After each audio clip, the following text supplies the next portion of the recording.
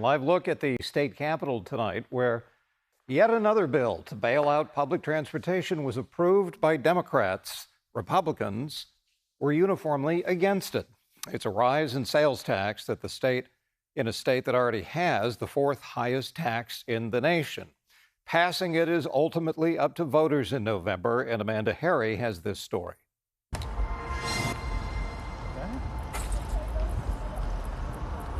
For Carter Lavin, public transit is a way of life. I use it all the time. Lavin usually takes the bus, BART, and even the ferry, and he uses his bike to get around in between. He says all those options are necessities for those who use them and for those who don't. Without BART, freeways are a parking lot. Without the local bus, people are not able to get to work. But whether or not public transit stays running and reliable is up in the air. The agencies need funding to stabilize, or Bay Area residents could see devastating cuts to services.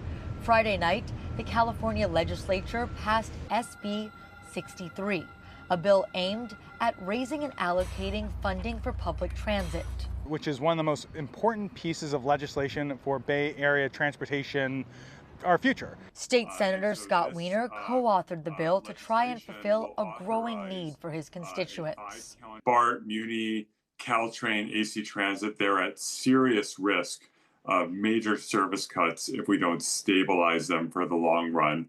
And so this legislation will authorize a 5-county ballot measure to raise revenue for these systems, to stabilize them. It's long overdue, and it's incredibly important.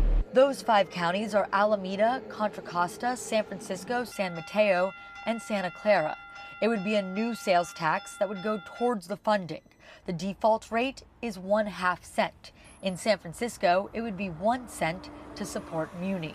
None of us likes to pay more taxes, but we're going to have to really explain to the voters and make the case that this is essential and that it's worth doing this, because the alternative is just not tenable.